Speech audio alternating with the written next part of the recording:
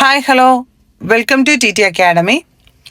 നമ്മളിപ്പോൾ നോക്കിക്കൊണ്ടിരിക്കുന്നത് LPSIയുടെ ചോദ്യങ്ങളും അതിന് പറയാൻ സാധിക്കുന്നതുമായ ഉത്തരങ്ങളുമാണ്. അപ്പോൾ നമ്മൾ ഇന്നത്തെ ഈ വീഡിയോയിൽ ഡിസ്കസ് ചെയ്യുന്നത് ആഗമന രീതിയെയും നിഗമന രീതിയെയും കുറിച്ചാണ്. അവയുടെ മികവുകളും പ്രത്യേകതകളും എന്തൊക്കെയാണെന്നും പോരായ്മകൾ എന്തെങ്കിലും ഉണ്ടെങ്കിൽ അവ എന്തൊക്കെയാണെന്നുമൊക്കെയാണ് നമ്മൾ ഈ വീഡിയോയിലൂടെ മനസ്സിലാക്കാൻ പോകുന്നത്. അപ്പം ഇതുവരെയുള്ള ഞങ്ങളുടെ വീഡിയോയിൽ നിന്ന് പല ചോദ്യങ്ങളും ഇപ്പം നടന്നുകൊണ്ടിരിക്കുന്ന LPSIയുടെ ഇൻ്റർവ്യൂവിന് ചോദിച്ച് കാണുന്നുണ്ട്. അപ്പം എല്ലാവരും അതേ ഇമ്പോർട്ടൻസോടുകൂടി ഞങ്ങളുടെ ചാനലിൽ മുമ്പ് ചെയ്തിട്ടിരിക്കുന്ന LPUP ഇൻ്റർവ്യൂവുമായി ബന്ധപ്പെട്ട വീഡിയോകൾ കാണുക. എല്ലാവരും നന്നായിട്ട് തന്നെ LPSI ഇൻ്റർവ്യൂവിനായിട്ട് പ്രിപ്പയർ ആവുക. അപ്പം നമുക്ക് ഇന്നത്തെ വീഡിയോയിലേക്ക് കടക്കാം. ആഗമന രീതി, നിഗമന രീതി. ആഗമന രീതി, ഇൻഡക്റ്റീവ് മെത്തേഡ്, അധ്യാപിക ആശയവുമായി ബന്ധപ്പെട്ട ധാരാളം ഉദാഹരണങ്ങൾ അവതരിപ്പിക്കുകയും ഉദാഹരണങ്ങളിലൂടെയും അനുഭവങ്ങളിലൂടെയും പൊതുതത്വത്തിലേക്ക് എത്തിച്ചേരുകയും ചെയ്യുന്ന പഠന രീതിയാണ് ആഗമന രീതി. അതായത് എന്താണ് എന്ന് പറയുന്നില്ല, ആ എന്താണ് എന്നതിലേക്ക് പിള്ളേരെ പറയിക്കാൻ ഉള്ള ഉദാഹരണം നൽകുകയാണ് ആഗമന രീതിയിൽ ചെയ്യുന്നത്. അതായത് ഡയറക്റ്റ് നമ്മൾ കാര്യം എന്താണെന്ന് അല്ല തത്വം പിള്ളേരെ പറഞ്ഞ് പഠിപ്പിക്കുന്നില്ല, പകരം ഉദാഹരണങ്ങളിലൂടെ ആ തത്വത്തിലേക്ക് കുട്ടിയെ എത്തിക്കുകയാണ്.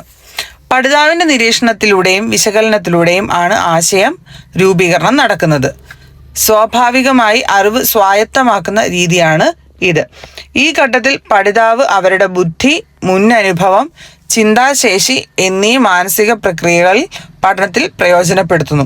അതായത് നമ്മളുടെ അധ്യാപിക നൽകുന്ന ഉദാഹരണവും കാര്യങ്ങളും വെച്ച് അവർ തന്നെ സ്വയം ചിന്തിച്ചാണ് അവർ ആ ഒരു കൺക്ലൂഷനിലേക്ക് അല്ലെങ്കിൽ തത്വത്തിലേക്ക് എത്തിപ്പെടുന്നത്. അപ്പം അത് കുട്ടിയുടെ ആ ചിന്താശേഷിയൊക്കെ വളർത്തുന്നതിന് വളരെയധികം ഹെൽപ്ഫുള്ളായിരിക്കും. പഠിതാവിന് നിശ്ചിത വിഷയത്തിൽ കാഴ്ചപ്പാട് രൂപീകരിക്കാനും അതുവഴി ആശയഗ്രഹണം എളുപ്പമാക്കാനും കഴിയും. സ്വന്തമായി ആശയം രൂപപ്പെടുത്തുക വഴി ദീർഘകാലം ഓർമ്മയിൽ നിലനിർത്തുന്നതിനും കഴിയുന്നു. അപ്പം നമ്മൾ ഒരു കാര്യം നമ്മൾ സ്വയം പഠിക്കുന്നതും ഒരാൾ നമ്മളെ പഠിപ്പിക്കുന്നതും തമ്മിൽ ഒരുപാട് വ്യത്യാസമുണ്ട്. നമ്മൾ കണ്ടറിഞ്ഞ് മനസ്സിലാക്കി പഠിക്കുന്ന ഒരു കാര്യവും ഒരാൾ നമ്മളുടെ ഉള്ളിലേക്ക് ഫോഴ്സ്ഫുള്ളി ഇൻജക്റ്റ് ചെയ്യുന്ന കാര്യവും നമ്മളുടെ മനസ്സിൽ തങ്ങി നിൽക്കുന്നതിൽ ഡിഫറൻസ് ഉണ്ടാവും.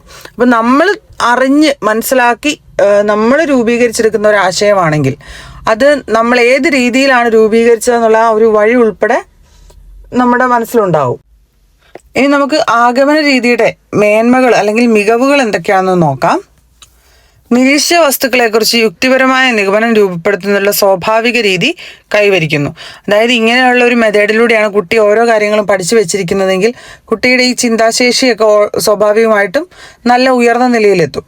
അപ്പം കുട്ടി പിന്നീട് ഒരു കാര്യം കാണുകയാണെങ്കിൽ അതിനെ യുക്തിപരമായി വിലയിരുത്തി അതിൽ നിന്ന് കുട്ടിക്ക് സ്വയം ഒരു നിഗമനം രൂപീകരിക്കാനൊക്കെ ഉള്ള ഒരു കഴിവ് കുട്ടിക്ക് ഉണ്ടാവും എന്നുള്ളതാണ് ഇതിൻ്റെ ഒരു മികവ്. ജീവിതവുമായി നേരിട്ട് ബന്ധമുള്ള സംഭവങ്ങളെയും പ്രതിഭാസങ്ങളെയും സംബന്ധിച്ച് വിവരങ്ങൾ ശേഖരിക്കുന്നതിന് സഹായിക്കുന്നു. നിരീക്ഷിച്ച വിവരങ്ങളെക്കുറിച്ച് കുട്ടിക്ക് വിമർശനാത്മകമായി ചിന്തിക്കാനും വിലയിരുത്താനും ബോധ്യപ്പെടാനും അതുവഴി യുക്തിപരമായ നിഗമനങ്ങൾ രൂപീകരിക്കാനും സഹായിക്കുന്നു. അന്വേഷണാത്മക പഠനം, പ്രശ്നാധിഷ്ഠിത പഠനം, പ്രോജക്റ്റ് രീതിയിലുള്ള പഠനം എന്നിവയിൽ പ്രയോജനപ്പെടുത്തുന്നത് ആഗമന രീതിയിലുള്ള പ്രക്രിയയാണ്. പഠനത്തിൽ പഠിതാവിൻ്റെ സജീവ പങ്കാളിത്തം ഉറപ്പാക്കുന്നു. പഠിതാക്കൾ സ്വയം പൊതുതത്വങ്ങൾ രൂപീകരിക്കുന്നു. വിശകലനാത്മക ചിന്ത വളർത്താനും ഉയർന്ന തലത്തിലുള്ള ചിന്താശേഷി വികസിപ്പിക്കാനും കഴിയുന്നു. പഠനം രസകരമാക്കുന്നു. അപ്പം ഇത്രയൊക്കെയാണ് മികവുകളായിട്ട്, അതായത് ആഗമന രീതിയുടെ മികവുകളായിട്ട് നമ്മൾ പറയുന്നത്. അപ്പം ഇതൊക്കെ നമ്മൾ ഡിസ്കസ് ചെയ്തൊരു കാര്യങ്ങൾ ആയിട്ട് ബന്ധപ്പെട്ടത് തന്നെയാണ്. അപ്പം നിങ്ങൾ തന്നെ ഒന്ന് രണ്ട് വട്ടം കണ്ട് ഇതൊക്കെ എന്തൊക്കെയാണ് മികവുകൾ, എന്തൊക്കെയാണ് പോരായ്മകൾ എന്നൊക്കെ ഒന്ന് മനസ്സിലാക്കി പഠിക്കുക. അപ്പം ഇനി നമുക്ക് ഇതിൻ്റെ പോരായ്മകളൊന്ന് നോക്കാം. ആഗമന രീതിയിലുള്ള പഠന പ്രക്രിയയിൽ സമയക്കൂടുതൽ, ഭാവന, സർഗാത്മകത എന്നിവ ആവശ്യപ്പെടുന്നു. നടപ്പിലാക്കുന്നതിന് കൂടുതൽ അധ്യാപക വൈദഗ്ധ്യം ആവശ്യമാണ്. അതായത് ഒരു ടീച്ചർ ഉദാഹരണങ്ങൾ പറഞ്ഞ് കുട്ടിയെ ആ ഒരു തത്വത്തിലേക്ക് എത്തിക്കണം. അപ്പം നമ്മൾ അധ്യാപകർ കരുതി വെച്ചിരിക്കുന്ന ഒന്നോ രണ്ടോ ഉദാഹരണങ്ങളിൽ കൂടെ ചിലപ്പോൾ കുട്ടിക്ക് ആ ഒരു തത്വത്തിലേക്ക് എത്താൻ സാധിച്ചിട്ടുണ്ടാവത്തില്ല. അപ്പം നമ്മൾ അത് കിട്ടാത്ത കുട്ടിക്ക് കിട്ടാൻ വേണ്ടി നമ്മൾ കൂടുതൽ ഉദാഹരണങ്ങൾ പറയാനും അതുവഴി കൂടുതൽ ടൈം സ്പെൻഡ് ചെയ്യാനും ഒക്കെ ഉള്ള ഒരു സാഹചര്യം ഉണ്ടാവുന്നുണ്ട്. അപ്പം അതാണ് സമയം കൂടുതൽ ആവശ്യമുണ്ട് എന്ന് പറയുന്നത്. അപ്പം അല്ലെങ്കിൽ അങ്ങനെ ഒരു കുട്ടിയെ ആ ഒരു രീതിയിലേക്ക് എത്തിക്കുന്നത് എല്ലാ അധ്യാപകർക്കും പെട്ടെന്ന് അങ്ങ് സാധിക്കണം എന്നൊന്നുമില്ല. അപ്പം നമ്മളുടെ എക്സ്പീരിയൻസ് കാര്യങ്ങളൊക്കെ അതിന് വളരെയധികം പ്രാധാന്യമായിട്ട് വരാറുണ്ട്. അപ്പം ഇതൊക്കെയാണ് അതിൻ്റെ ഒരു കാര്യങ്ങളെന്ന് പറയുന്നത്.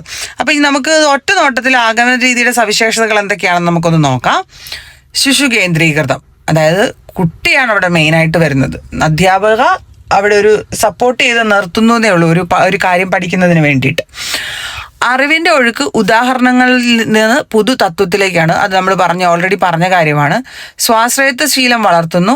കുട്ടിയുടെ സ്വയം കണ്ടുപിടിക്കാനുള്ള ഒരു കപ്പാസിറ്റി കുട്ടിയിൽ വളരുന്നുണ്ട്. പുതിയ അറിവിലേക്ക് നയിക്കുന്നു. പ്രവർത്തനങ്ങളിലൂടെ പുതിയ ആശയത്തിൽ എത്തിച്ചേരുന്നു. സമയം അധികം വേണ്ടി വരുന്നു. കുട്ടികളുടെ കാഴ്ചപ്പാടിന് യോജിച്ചത്. വിമർശനാത്മക ചിന്ത വളർത്തുന്നു. അന്വേഷണാത്മക രീതി, പ്രൊജക്ട് രീതി, പ്രശ്ന പരികൃത രീതി എന്നിവ ഉപയോഗിക്കുന്നു. അപ്പം ഇത്രയുമാണ് ആഗമന രീതിയെക്കുറിച്ച് നമ്മൾ ഒറ്റ നോട്ടത്തിലൊന്ന് പഠിച്ചു വെക്കേണ്ട കാര്യങ്ങൾ. ഇത്രയും കാര്യം മാത്രം പറഞ്ഞു കഴിഞ്ഞാൽ ബാക്കി നമുക്കത് നമ്മളുടേതായ വാക്കുകളിൽ വിശദമാക്കി പറയാൻ സാധിക്കും. അപ്പം ഇനി നമുക്ക് നിഗമന രീതി എന്താണെന്നൊന്ന് നോക്കാം.